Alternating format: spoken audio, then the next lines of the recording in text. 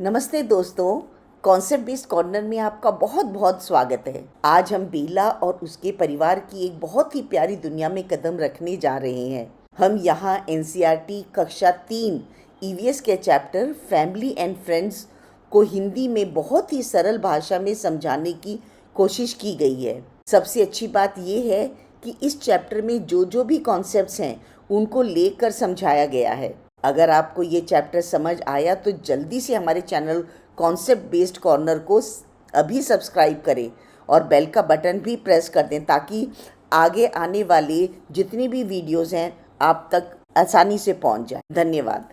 आज की इस दिलचस्प चर्चा में चलिए एक बहुत ही प्यारी सी कहानी के जरिए ये समझने की कोशिश करते हैं कि आखिर एक घर बनता कैसे है, समुदाय और परिवार के ये रिश्ते कैसे जुड़ते हैं और वे कौन सी छोटी छोटी बातें हैं जो इन रिश्तों की नींव को इतना मजबूत और खास बना देती हैं।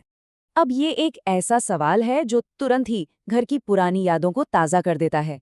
ये सोचने वाली बात है, क्या एक घर में हमेशा ढेर सारे लोगों की चहल पहल और शोरगुल होना चाहिए या फिर एक शांत और छोटा सा समूह होना चाहिए? आज की इस कहानी के मुख्य किरदारों से मिलने से पहले ये सवाल हमारे अपने रहन सहन के तरीके पर विचार करने पर मजबूर कर देता है। तो चलिए सीधे बेला के परिवार से मिलते हैं। ये एक ऐसी शानदार केस स्टडी है जो हमें दिखाएगी कि एक भरा पूरा चहल पहल वाला घर असल में कैसा लगता है। 8। जी हाँ, बिल्कुल सही सुना। कुल मिलाकर 8 सदस्य एक ही छत के नीचे रहते हैं और यही वो कमाल का नंबर है जो हमारी स्टडी के लिए एक एकदम सटीक और ऊर्जा से भरी हुई नींव तैयार करता है।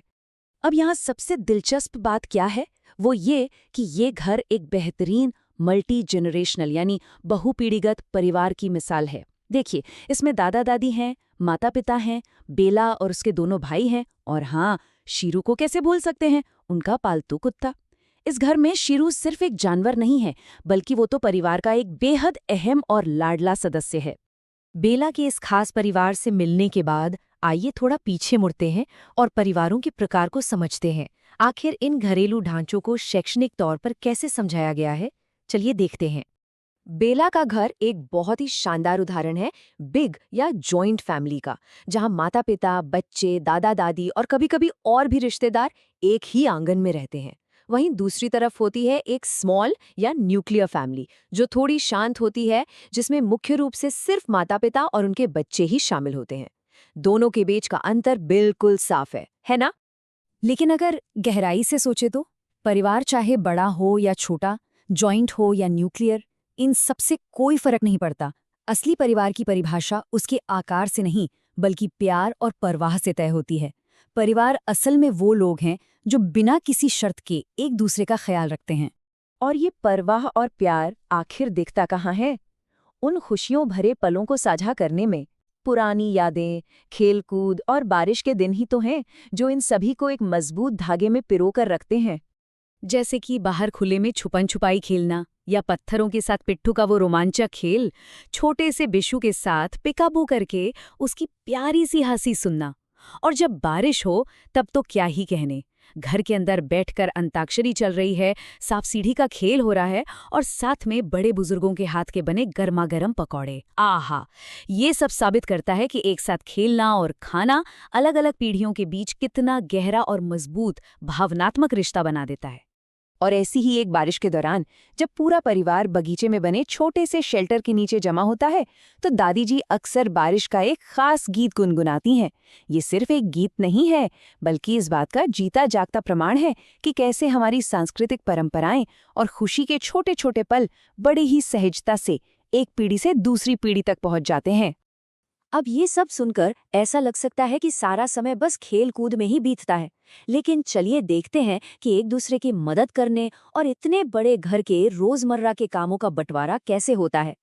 इस घर को सुचारू रूप से चलाने के लिए हर एक इंसान अपना पूरा योगदान देता है। माता पिता खाना बनाने और बाजार से सामान लाने का जिम्मा उठाते हैं। दादी जी रोज सुबह गीत गुनगुनाते हुए बालों में तेल लगाती हैं और चोटी बनाती हैं। दादाजी और बेला दोनों मिलकर बगीचे की देखभाल करते हैं और बंकू भैया वो घर की साफ सफाई और सब्जियां काटने में अपना हाथ बटाते हैं। यानी चाहे कोई छोटा हो या बड़ा, परिवार को चलाने में हर कोई अपनी सक्रिय भूमिका निभाता है।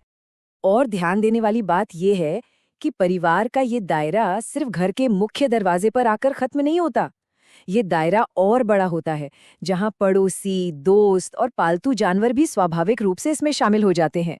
एक स्वस्थ और खुशहाल समुदाय बिल्कुल उन्हीं उसूलों पर बना होता है जिन पर एक परिवार, शीरू जैसे जानवरों से ढेर सारा प्यार करना, बाहर आने जाने वाली गाय हो या गिलहरियों के लिए पानी और रोटी रखना, दोस्त मुन्नी के साथ मिलकर त्योहार मनाना और सूखे फूलों और पत्तों से रंगोली सजाना, और हाँ, पड़ोसी कुसुम मौसी के हाथों की बनी खास मिठाइयों का मजा लेना।